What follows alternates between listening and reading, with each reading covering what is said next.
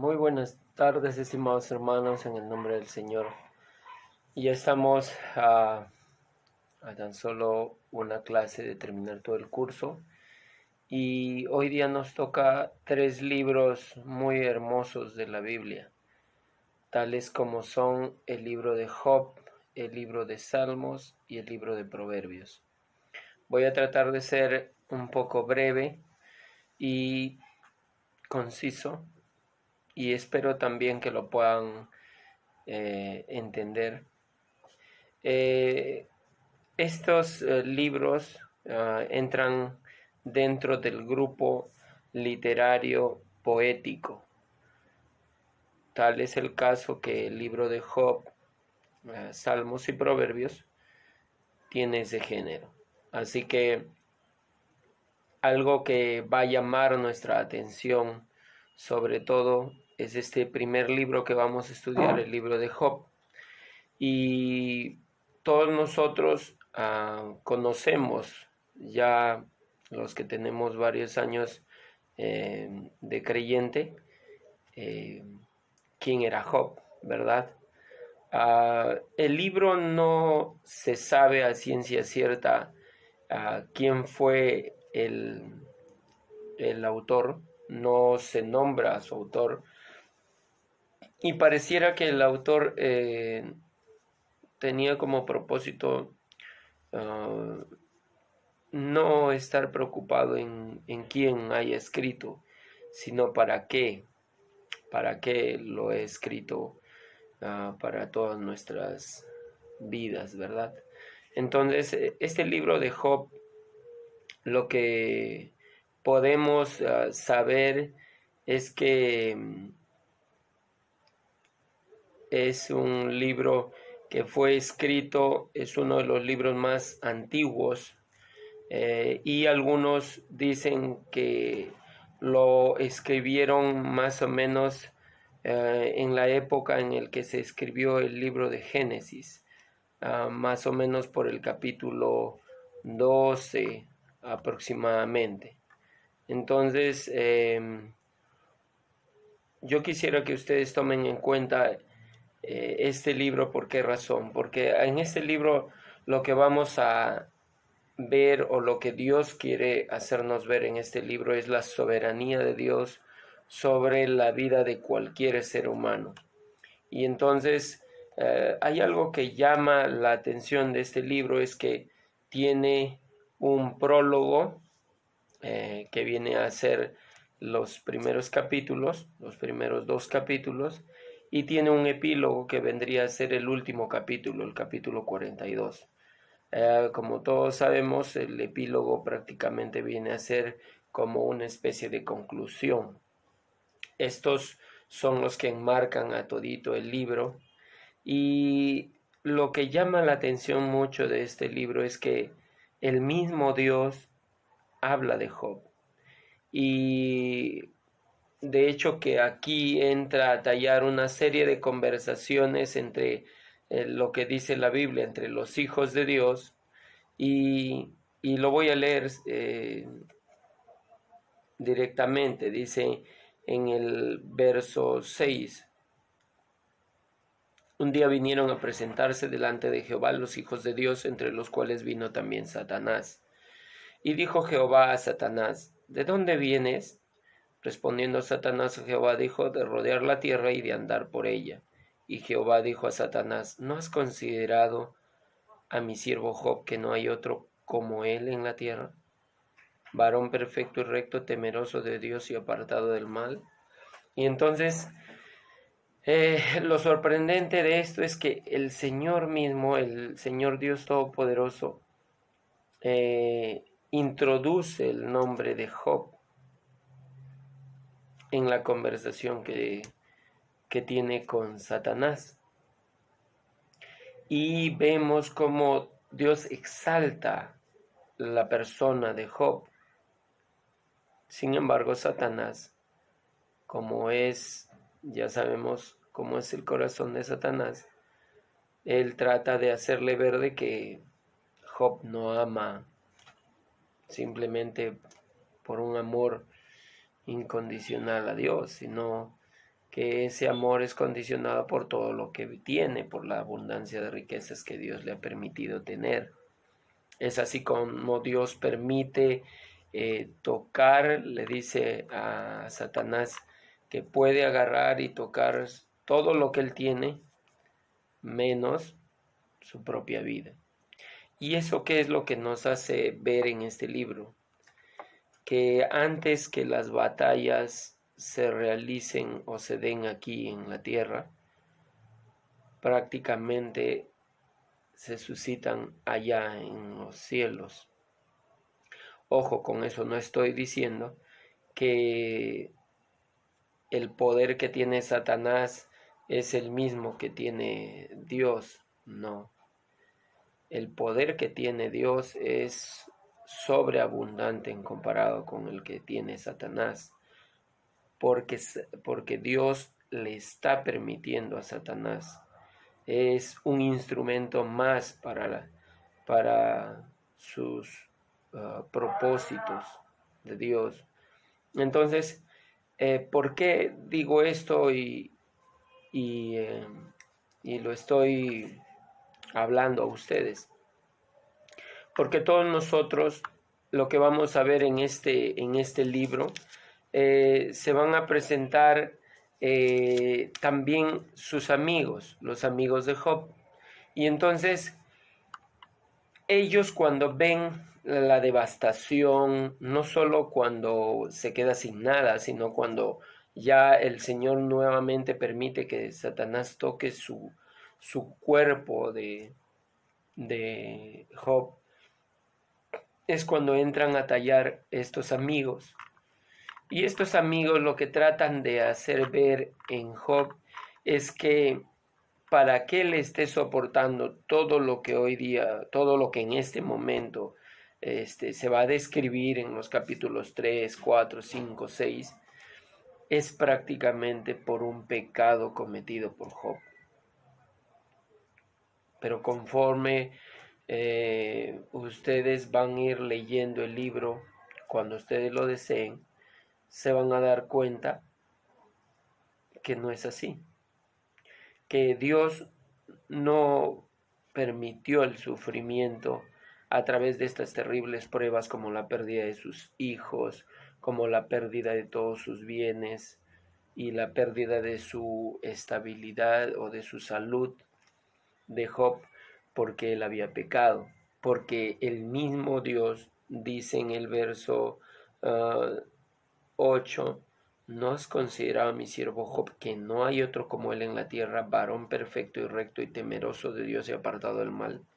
O sea, claramente Dios no estaba castigando a Job por un pecado cometido o por pecados cometidos, porque versos atrás, en los primeros versos del capítulo, no se van a dar cuenta cómo él era hombre, cómo era un hombre tan temeroso de Dios que aún ofrecía sacrificios, porque tal vez, dice, habrán pecado mis hijos.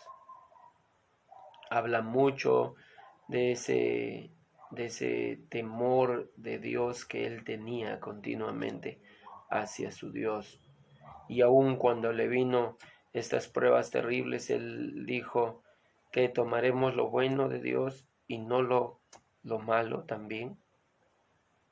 Sin embargo, aún podemos ver que en el capítulo 2, cuando su propia esposa le dice, maldice a Dios y muérete, le dice antes de ello, aún retienes tu integridad. Es decir, que su propia esposa estaba reconociendo la integridad que poseía y que estaba manteniendo Job. Entonces, durante todos estos capítulos que contiene el libro, lo que vamos a ver es que suceden una serie de diálogos entre los amigos de Job y el mismo Job. Dentro de estos tres amigos, uno es Elifaz temanita, el otro es Bildad suita y Zofar el naamatita, y por último Eliú el busita. Entonces, ¿qué es lo que vamos a ver? que ellos tratan, como ya les he dicho, de justificar, de explicar por qué él está así, teniendo una vida, entre comillas, miserable, una vida tan dura, tan terrible. Y entonces ellos tratan, si bien es cierto, hay parte de verdad en lo que ellos dicen, pero su propósito es incorrecto. Su propósito es totalmente incorrecto. Y tal es así que lo que sorprende de este libro, y espero que ustedes lo puedan tomar en cuenta, y creo que para mí ha sido una enseñanza bastante grande, es el que habla en Job capítulo 31, cuando Job afirma su integridad. Y él dice: hice pacto con mis ojos, ¿cómo pues había yo de mirar a una virgen? Porque qué galardón me daría de arriba Dios, y qué heredad del Omnipotente desde las alturas. No hay quebrantamiento para el impío y extrañamiento para los que hacen iniquidad. No ve él mis caminos y cuenta todos mis pasos. Si anduve con mentira y si mi pie se apresuró a engaño, péseme Dios en balanzas de justicia y conocerá mi integridad. Si mis pasos se apartaron del camino, si mi corazón se fue tras mis ojos, y si algo se pegó a mis manos, siembre yo y otro coma y sea arrancada mi siembra. Si fue mi corazón engañado acerca de mujer, y si estuve acechando a la puerta de mi prójimo, muela para otro mi mujer, y sobre ella otros se encorven. Ahora, porque es maldad e iniquidad que han de castigar los jueces, porque es fuego que devoraría este lavadón y consumiría toda mi hacienda. Y entonces usted va a ir leyendo todo este este capítulo 31 de Job, y te vas a dar cuenta que era un hombre que temía en gran manera a Dios. Tanto así que lo que dice acá en el verso 10 es bastante fuerte. Dice, en el verso 9, si fue mi corazón engañado acerca de mujer, y si estuve acechando a la puerta de mi prójimo, dice, muela para otro mi mujer, y sobre ella otros se encorven. Y sabes que nosotros quizás no lo podemos entender, entre otros se encorven, pero las versiones, las diferentes versiones bíblicas, lo que nos están dando a entender es que si él está diciendo en un supuesto, si él hubiese engañado en su corazón a su esposa, entonces dice que otros se acuesten con su mujer. Y eso es una aseveración bastante fuerte y profunda. Él está diciendo, si yo he hecho algo malo, que el Señor me castigue. Pero claramente, como yo les dije, el primer verso, el, el primer verso del capítulo 1 es clave para entender que el mismo Dios estaba viendo que Job era un hombre íntegro. Ahora, ¿por qué permitió el Señor? Porque simplemente Él, aún en medio de la integridad de un ser humano, aún sabe que como seres humanos nosotros nos debilitamos y muchas veces perdemos la fe, muchas veces objetamos, y esto es lo que nosotros podemos ver a lo largo de este libro. Vemos cómo el mismo Job se encarga de quejarse contra Dios. Y cuando se queja contra Dios, prácticamente el Señor le responde. Y el Señor, ¿qué hace? Simplemente el Señor muestra misericordia hacia Job, porque Él se da cuenta como seres humanos que aún las pruebas más difíciles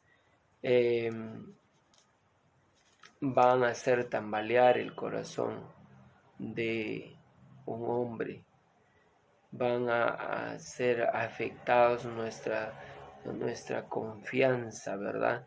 Y es por esa razón que el Señor lo que hace y le dice, tú estuviste cuando yo creé todo esto. Y entonces vemos cómo finalmente Eliú es como un testigo ocular él escucha todo, pero él al final da su opinión, y en el capítulo 32, por ejemplo, dice: cesaron estos tres varones de responder a Job por cuanto él era justo a sus propios ojos. Entonces Eliú, hijo de Baraquel Busita, de la familia de Ram, se encendió en ira contra Job. Se encendió en ira por cuanto se justificaba a sí mismo más que a Dios. Asimismo se encendió en ira contra sus tres amigos porque no hallaban qué responder. Aunque condenado a Job, y Eliú había esperado a Job en la disputa porque los otros eran más viejos que él, pero viendo Eliú que no había respuesta en la boca de aquellos tres varones, se encendió en ira y respondió. Eliú, hijo de Baraquel Busiti, dijo, dice: yo soy joven y vosotros ancianos. Por tanto he tenido miedo y he temido declararos mi opinión. Yo decía: los días hablarán, y la muchedumbre de años declarará sabiduría. Ciertamente espíritu hay en el hombre, y el soplo del Omnipotente le hace que entienda. No son los sabios los de mucha edad, ni los ancianos entienden el derecho. Por tanto yo dije: escuchadme, declararé yo también mi sabiduría. He aquí yo he esperado a vuestras razones, he escuchado vuestros argumentos en tanto que buscabais palabras. Os he prestado atención, y aquí que no hay de vosotros quien redarguya a Job y responda a sus razones, para que no digáis: nosotros hemos hallado sabiduría. Lo vence Dios, no el hombre. Ahora bien, Job no dirigió contra mí sus palabras, ni yo le responderé con vuestras razones. Se espantaron, no respondieron más, se les fueron los razonamientos. Yo pues he esperado, pero no hablaban. Más bien callaron y no respondieron más. Por eso yo también responderé mi parte, también yo declararé mi juicio, porque lleno estoy de palabras y me apremia el espíritu dentro de mí. De cierto, mi corazón está como el vino que no tiene respiradero y se rompe como odres nuevos. Hablaré pues y respiraré, abriré mis labios y responderé. No haré ahora acepción de personas, ni usaré con nadie de títulos lisonjeros, porque no sé hablar lisonjas, de otra manera en breve mi hacedor me consumiría. Por tanto, Job, oye ahora mis razones y escucha todas mis palabras. He aquí yo abriré ahora mi boca, y mi lengua hablará mi garganta. Mis razones declararán la rectitud de mi corazón, y lo que saben mis labios lo hablarán con sinceridad. El Espíritu de Dios me hizo, y el soplo del Omnipotente me dio vida. Respóndeme si puedes, ordena tus palabras, ponte en pie a mí.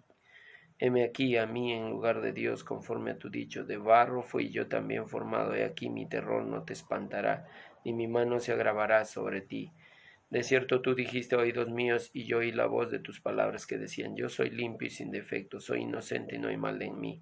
He aquí que él buscó reproches contra mí y me tiene por su enemigo, y puso mis pies en el cepo y vigiló todas mis sendas. He aquí en esto no has hablado justamente, y yo te responderé que mayor es Dios que el hombre. Ahora, ¿por qué contiendes contra él? Porque él no da cuenta de ninguna de sus razones. Sin embargo, en una o en dos maneras habla Dios, pero el hombre no entiende. Ahora, eh, ustedes pueden seguir leyendo esta parte, y entonces nos vamos a dar cuenta que Eliú, si bien es cierto, se mantuvo callado y estaba dando una buena introducción hacia lo que él iba a decir, pero a pesar de ello, lo que vemos en una cierta diferencia con sus tres amigos es que Eliú es de alguna manera usado por el Señor para hablarle a Job. Entonces, finalmente lo que vemos en el último capítulo, en el capítulo 42, es que un Job que había padecido tanto, pues simplemente Dios lo restaura a tal punto de que Dios dice que quitó la aflicción de Job. Pero ¿cuándo? Dice, y ese es un verso muy importante, dice: cuando él hubo orado por sus amigos, y aumentó el doble todas las cosas que habían sido de Job. O sea, ¿cuándo es que Dios lo liberó de toda esa terrible situación en la que se encontraba? Cuando él empezó a orar por los amigos, que en algún momento estaban objetándole, criticándole, que no estaba viviendo una vida de integridad. Es así como vemos en este libro que Dios es un Dios soberano, que a pesar de que tú y yo podamos esforzarnos en caminar en integridad, eso no te libera de que en algún momento pueda venir a nuestras vidas una fatalidad, una situación difícil y dolorosa, porque a pesar de ello el Señor tiene propósitos y siempre debemos tener cuidado de que Dios puede utilizar a Satanás, pero Satanás nunca puede usar a Dios. Y eso debe quedar muy claro en nuestras mentes, porque el Señor sabe siempre lo que hace. Entonces, así como vemos que el libro de Job es un libro poético, ahora entramos a tallar al segundo libro, que es el libro de los Salmos. Y sé que todos nosotros nos gozamos cuando podemos leer un salmo. Creo que ya es bastante, no sé si una costumbre, el leer un salmo, ¿verdad? Cuando quizás nos estamos levantando, o porque vemos que hay un, un ritmo poético, pero sobre todo también que dice verdades que son muy notables ante nuestros pensamientos, porque los salmos reflejan los diferentes estados de ánimos por el cual pasó los diferentes salmistas. Ahora, el libro de los salmos no tiene un solo autor, tiene varios son los que escribieron, entre los cuales David sobresale bastante porque él escribió 73 de los salmos, y vemos en estos salmos que él trataba de mostrar um, sus diferentes estados de ánimo, el gozo que tenía cuando al conocer a Dios, también momentos de tristeza o de soledad cuando realmente había pecado contra el Señor. Vemos que son cánticos, muchos de ellos son cánticos, por eso es que en cada uno de los salmos, no siempre en todos, por ejemplo, dice al músico principal sobre Mutlabén, salmo de David. O por ejemplo dice también en otro de los salmos, dice al músico principal para Jedutum, salmo de Asaf. O también dice másquil de Asaf. Y esos eran términos que querría decir como especie de melodías en las que se tenía que tocar para que se pueda recitar el salmo. Muchos de ellos eran cánticos, otros, si bien es cierto, son oraciones, pero lo más hermoso que podemos rescatar de estos salmos es que declaran la verdad bíblica. Tal es así que el Salmo número 1 empieza diciendo: bienaventurado el varón que no anduvo en consejo de malos, ni estuvo en caminos de pecadores, ni en silla de escarnecedores se ha sentado, sino que en la ley de Jehová está su delicia, y en su ley medita de día y de noche. Entonces vemos como aquí en este libro claramente el salmista está dando oh, un mensaje muy general y claro de lo que implica eh, tener la palabra del Señor en la mente y en el corazón. Este salmo se divide en 5 libros. Si ustedes se van a dar cuenta, en el primer capítulo, antes de el título, dice libro número 1. El libro número 1 abarca desde el capítulo 3 al 41, el libro 2 del 42 al 72, el libro 3 del 73 al 89 el libro 4 del 90 al 106 y el libro 5 del capítulo 107 al capítulo 145.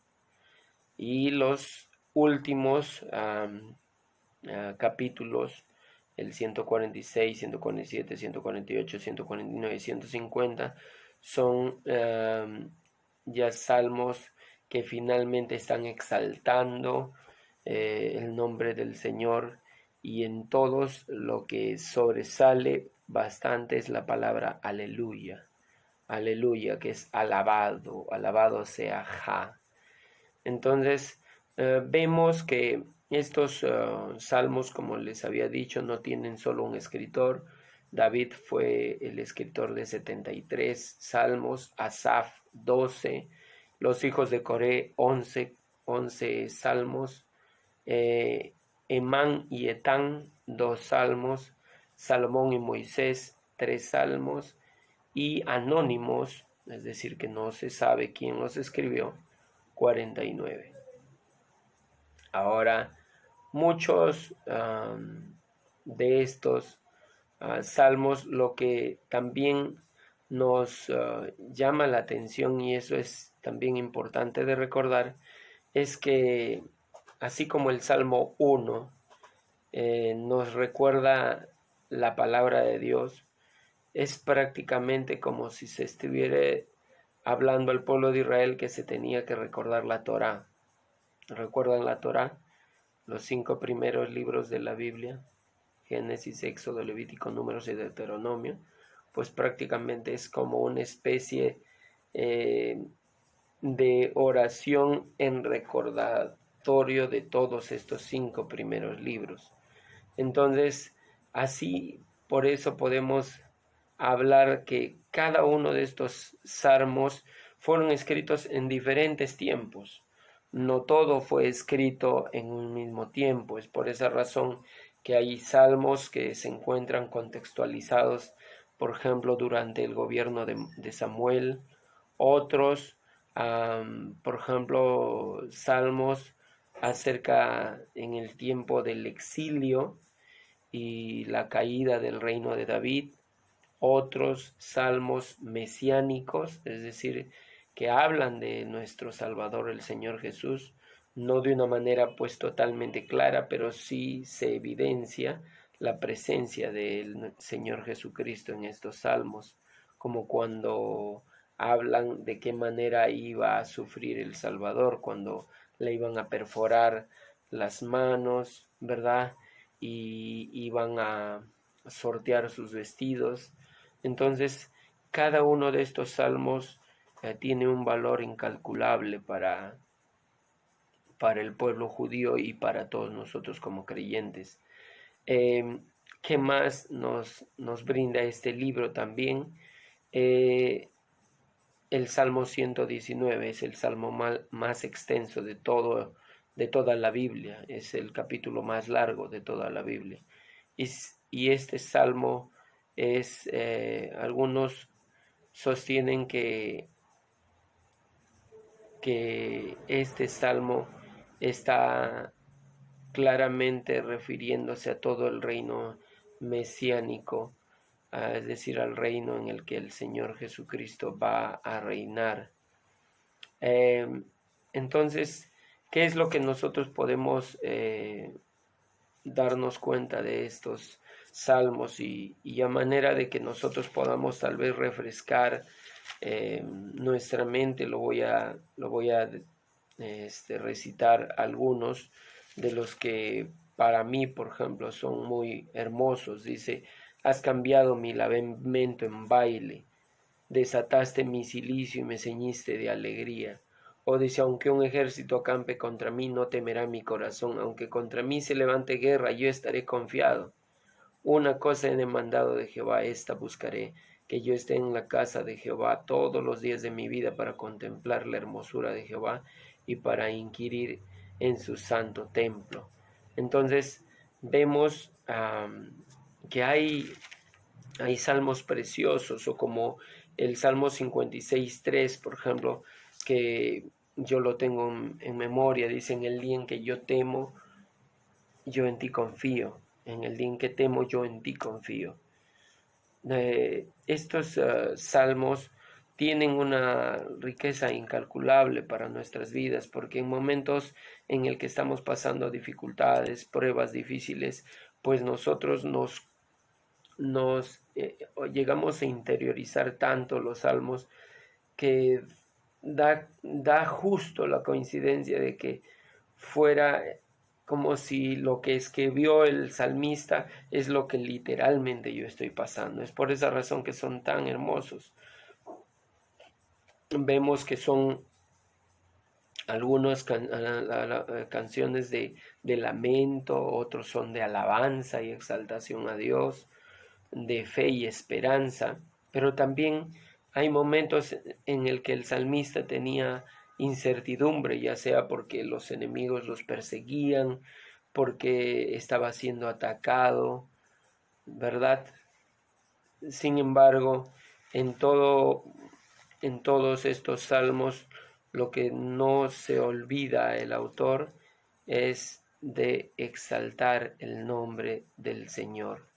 Y prácticamente lo que, en otras palabras, está diciendo Dios con este salmo es que estos libros que fueron escritos para el pueblo de Israel y para nuestras propias vidas, pues simplemente impregnan de fe a nuestros corazones, hacen que estos salmos también sean muy bien utilizados en un tiempo de oración en la que tú puedes estar postrado delante de Dios y empezar a recitar uno de estos salmos como parte de un clamor profundo hacia nuestro Señor.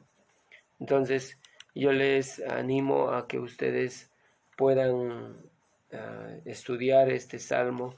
Hay muchas cosas por las cuales yo estoy sinceramente obviando y es porque realmente yo quisiera que ustedes puedan seguir leyéndolo, puedan ustedes tomar en cuenta que cada uno de estos salmos y de estos libros como que los escritores quisieron tratar de darle una semejanza como si fuera una Torá, ¿no? Desde el capítulo 1 al 41, que es el primer libro, prácticamente es el Génesis, del 42 al 72, el Éxodo, el Levítico del 73 al 89, el 90 al 106 Números y el 107 al 150 escritura y adoración. Interesante, ¿verdad? Eso es algo que yo también he podido conocer a raíz de este estudio. Y finalmente, otro de los libros que vamos a tocar es el libro de Proverbios. Este es uno de los libros que muchos de nosotros lo hemos leído y lo solemos leer. ¿Y cuál es la riqueza del libro de Proverbios? Pues simplemente su escritura también poética, ¿no? Este libro, si bien es cierto, es un libro que ha sido escrito en su gran parte por Salomón en su época de juventud y algunos capítulos ya cuando él estaba alcanzando la madurez, lo que podemos ver es que la idea principal que Dios quiere que nosotros entendamos de este libro es que la sabiduría está en Dios. Y si la sabiduría está en Dios, pues lo que el Señor quiere es que nosotros busquemos esa sabiduría. Algo interesante que vemos en este libro es que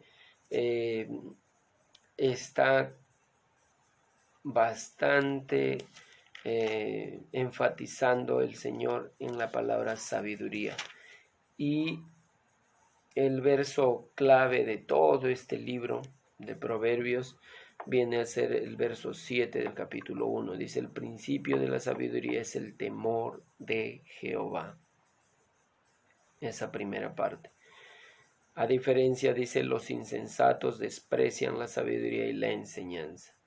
Ahora, ¿por qué es un muy buen libro para poder estudiar y aprender y meditar en él, porque ningún ser humano aquí en la tierra es sabio, si no fuera porque Dios, a través de su palabra, nos ayuda a adquirir sabiduría. Y la sabiduría se adquiere conociendo su palabra y poniéndola en práctica. Entonces, lo que nosotros podemos ver acá, que la razón principal por la cual se escribió este libro era enseñar a la gente sabiduría y doctrina, razones prudentes, justicia, juicio y equidad, es decir, todo lo que coadyuva para que un ser humano sea una persona íntegra, ¿verdad? Entonces vemos que este libro, si bien es cierto, es un libro majestuoso, eh, porque al ser un libro de sabiduría, es hermoso que Dios haya utilizado la vida de Salomón en la época de su auge, cuando él estaba clamando y pidiendo sabiduría a Dios. Ustedes saben que Salomón fue el hombre más sabio de esta tierra, dice que no hubo ni habrá otro como él. Y vemos cómo este libro está impregnado de mucha sabiduría que Dios le había dado a él. Ahora, este libro refleja un contexto triple, como uno, la literatura de sabiduría general, principios de la vida dentro de la corte real y instrucción ofrecida en la relación tierna de un padre y madre con sus hijos. Todo está diseñado para producir meditación en Dios. Debido a que Proverbios es la literatura de sabiduría por naturaleza, algunas veces es difícil de entender. Así que nosotros podemos notar que dentro de este libro vamos a ver personajes que no necesariamente eh, lo revela claramente el libro, pero en algunas veces sí. Y dentro de estos personajes destacados está Salomón, está Agur y está Lemuel. ¿Y qué es lo que vemos en este libro? Este libro, si bien es cierto, tiene 31 capítulos, pero desde el capítulo 1 hasta el capítulo 9 hace el autor una introducción al libro de Proverbios y está hablando acerca de lo que ya les había dicho. La sabiduría es más, la sabiduría, en este caso, el rey Salomón la personifica como si fuera un ser humano, ¿no? Y dice él, por ejemplo, en el capítulo 2 habla acerca de la sabiduría, en el capítulo 4 dice, oíd, hijos, la enseñanza de un padre y estad atentos para que conozcáis cordura, porque os doy buena enseñanza. ¿Qué más? También dice, clama la sabiduría por las calles.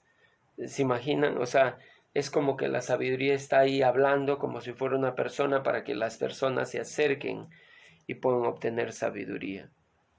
Es así que nosotros podemos darnos cuenta que estos 10 discursos que da, lo da de un padre hacia un hijo, como si fuera de un padre a un hijo. Entonces habla acerca de la sabiduría y del temor de Dios, que es importante, de la virtud, de la integridad y la generosidad, del éxito y la paz que se van a lograr en base a esa integridad y esa generosidad. Ahora, ¿qué más podemos ver? Un momentito.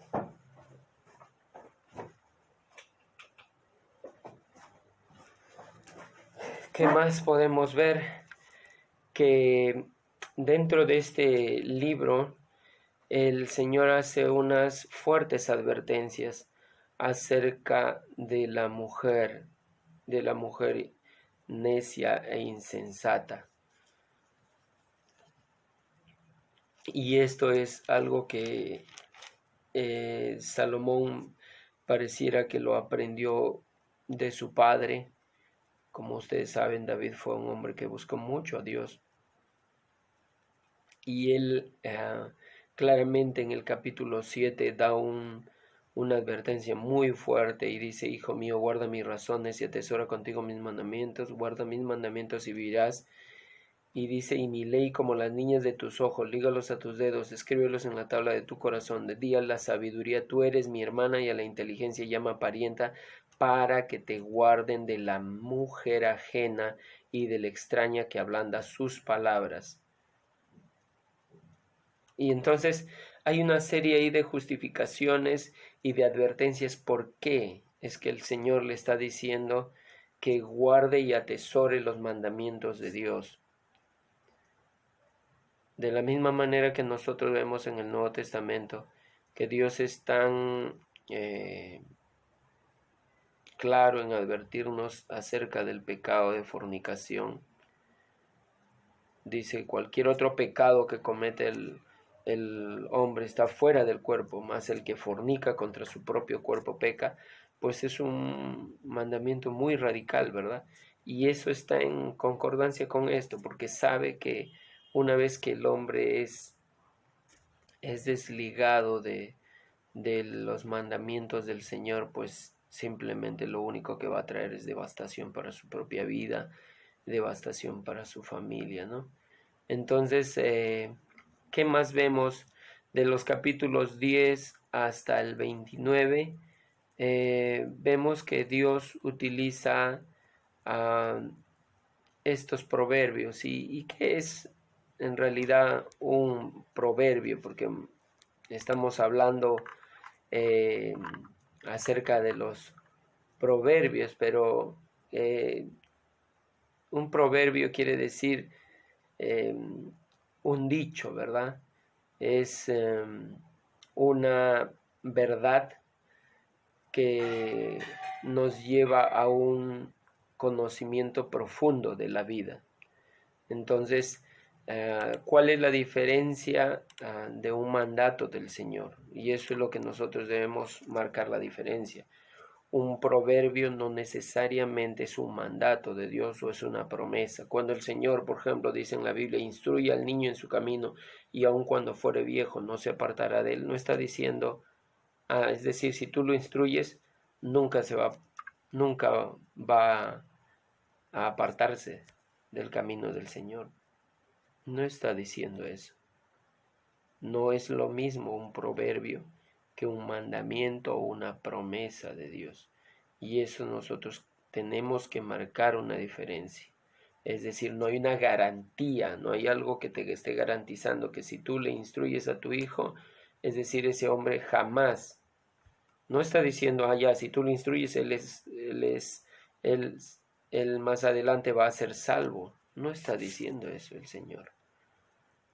Entonces nosotros debemos tomar en cuenta esto, que si bien es cierto en estos dichos del rey Salomón son verdades que los podemos considerar y realmente, porque es la palabra de Dios, Dios está permitiendo estos dichos para nuestras vidas, lo hacen con una verdad que nos lleve a reconocer que la sabiduría de Dios es la que nos tiene que guiar por el buen camino, ¿verdad? Y es a través de sus mandamientos, ¿no? Es decir, que estos dichos sí están forjados en la palabra del Señor, mas no quiere decir que lo que esté diciendo aquí es lo que sí o sí va a tener que suceder, ¿ya?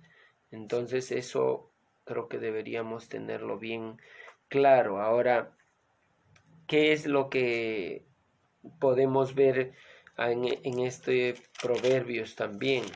Es que en este libro habla mucho acerca del hombre sabio, del hombre necio y del hombre insensato. Eso es muy importante, esas tres categorías. Ahora, en este libro de Proverbios lo que bastante sobresale, como ya les dije, es el último capítulo, el capítulo 31, porque aquí habla acerca de la mujer virtuosa. ¿Y qué importancia tiene? Ojo, con eso no estoy diciendo que habla solamente hacia la mujer, porque esto es un libro para todo creyente, pero ¿qué importancia tiene este libro?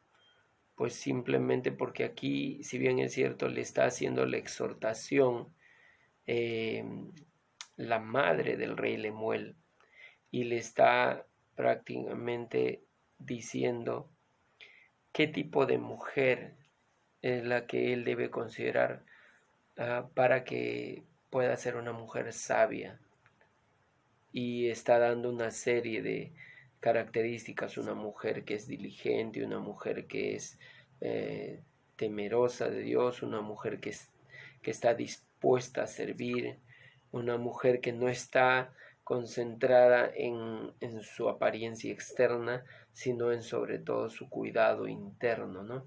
Entonces, este libro, eh, digamos que es una guía para vivir eh, bien en el mundo del Señor.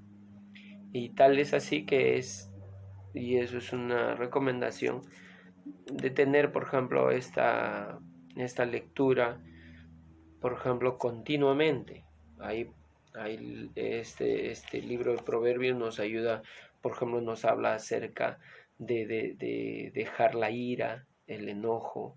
Nos hace ver, es un libro muy confrontacional, porque nos hace ver si tú eres un hombre que está haciendo o mejor dicho, actuando con paciencia, si eres un hombre manso y humilde, pues claramente te está haciendo constantemente ver, como si fuera un espejo, en base a tus reacciones, la condición en la que tú te encuentras. Es por esa razón que es tan importante para nosotros la lectura continua de este libro. Así que, hermanos, yo les animo, espero que sigan adelante, les agradezco y les pido perdón por la tardanza. Justo ahorita, a pesar de estas dificultades de salud, estoy grabando este video. Sin embargo, aprecio mucho su esfuerzo y dedicación. Dios les bendiga, mis hermanos, y hasta el último video. Dios les bendiga.